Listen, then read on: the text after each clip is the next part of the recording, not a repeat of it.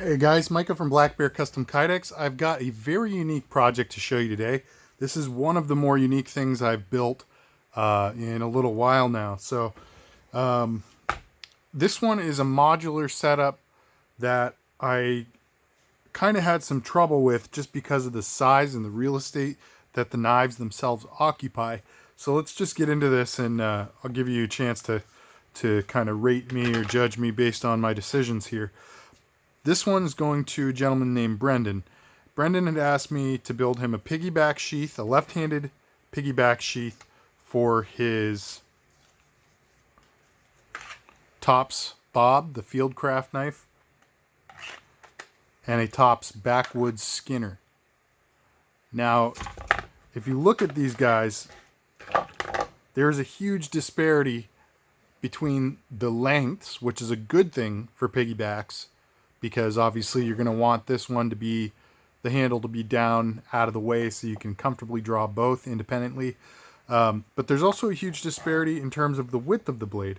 So as you're looking at this, the shorter knife is almost twice as wide as the longer knife. And that poses a really interesting problem, not only for piggybacking in general, but for creating a modular piggyback. He asked me to make a breakaway piggyback setup in which he could detach the Backwoods Skinner and carry it on his belt.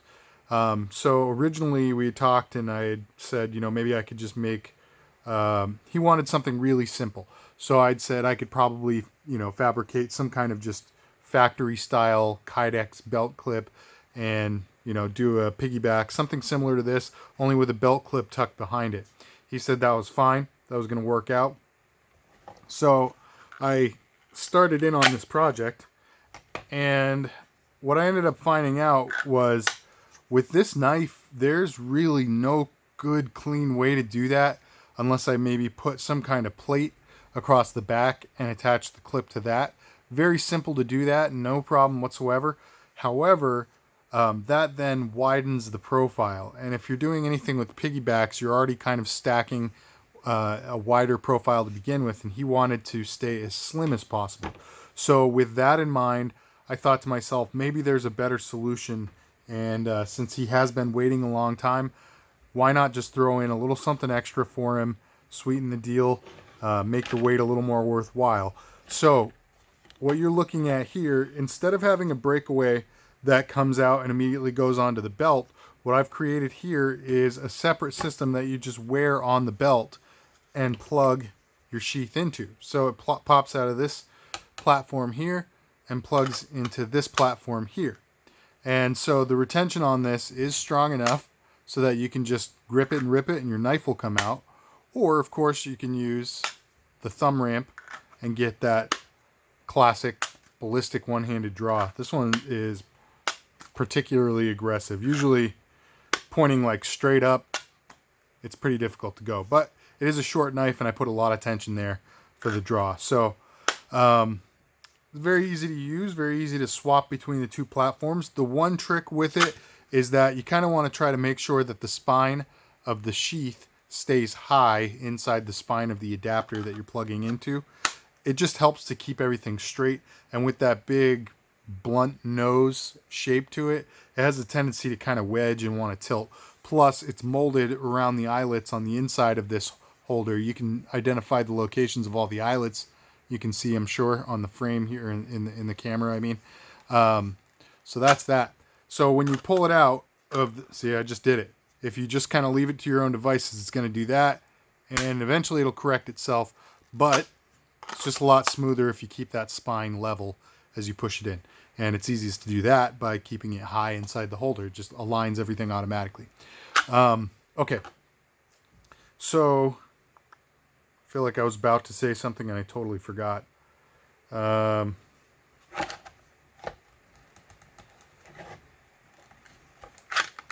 going on here? Once again, that was it. Just keep that spine high. Again, I had it tilted slightly. It makes it difficult. The one thing that I want to make very, very clear, especially to Brendan, since he'll be carrying and using this, but to anybody else who's going to have a piggyback setup with a breakaway similar to this, you need to be very careful when you separate the knife or the sheath, the small sheath from the large sheath. I would say the safest way, the kind of, the OSHA answer would be take the knife out first and then see if you can work it out. However, to me, that's very difficult to do. I have a hard time getting a grip on it. Maybe just because my left hand is my weak hand. With my right hand, I seem to be coordinated enough to hold that grip. But I think you get the gist that it's not free. It takes a little bit of effort. So for me, the easiest way is with the knife in, but obviously use caution and be forewarned. It probably is, well, definitely is safer in terms of cutting yourself to remove the knife and set it aside. But here's how I do it.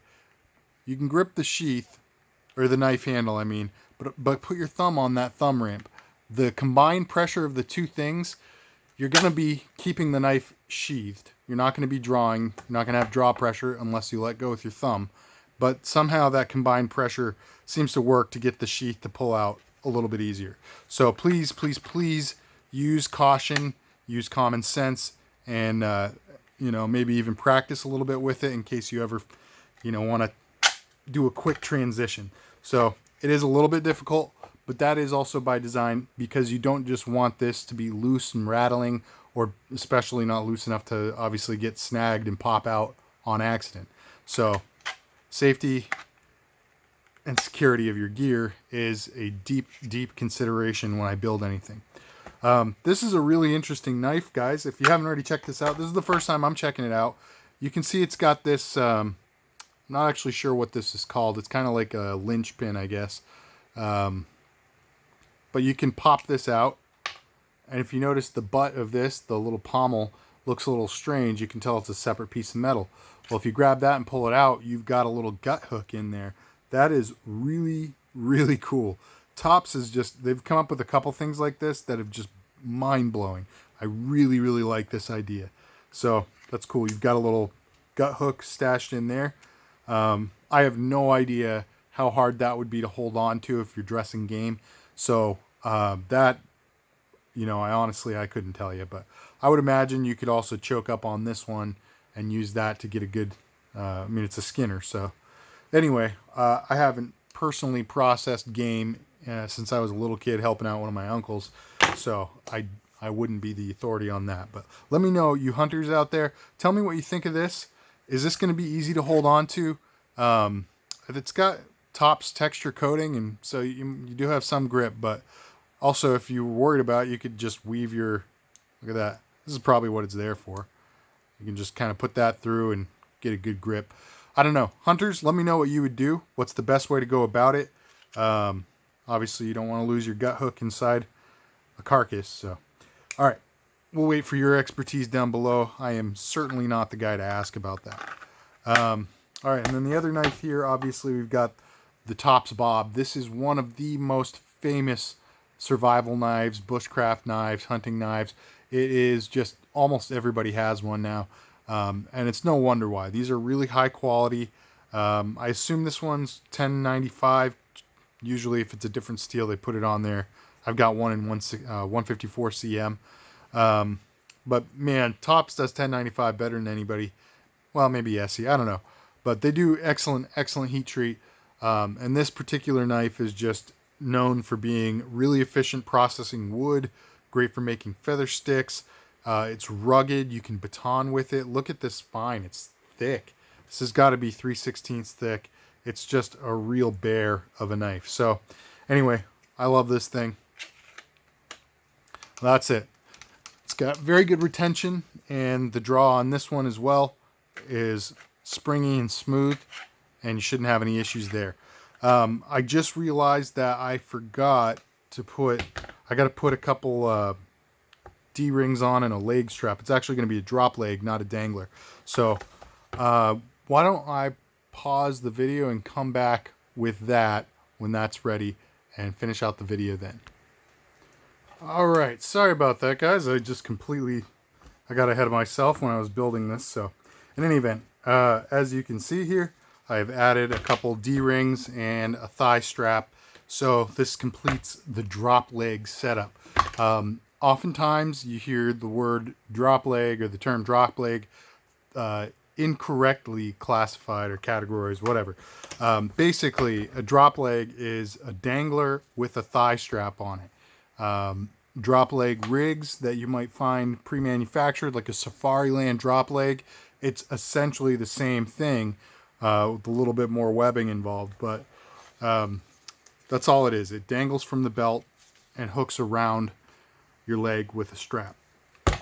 This strap here is simple to operate. You've obviously just got a buckle there to undo, and you can adjust the length of the webbing. There is a generous amount of webbing here. I have rather big legs. Most people don't have as meaty a thigh as I do, so I made this just a little bit small for my thigh. I have no idea if it's actually going to fit Brendan, but Brendan, if you need to adjust this, these are grip locks, or slide locks, I think they're called. It's really difficult for the webbing to move through these. That's by design.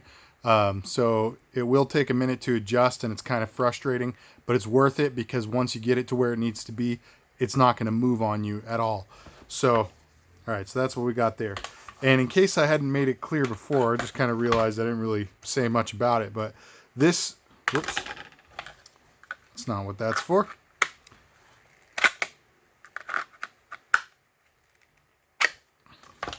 This setup here currently is just on a pair of soft loops that can be thrown on the belt. This can also go on molly webbing, and you can technically wear it IWB. I don't think you ever would, but so you have some options with the loops.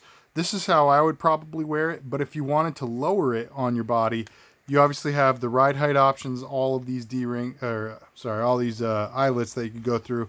You could also flip this, just twist these up the other way and have it suspended down a little bit. And then, of course, all of the ride height options going the other way. So this is a pretty versatile little setup, and I think this will be a better solution.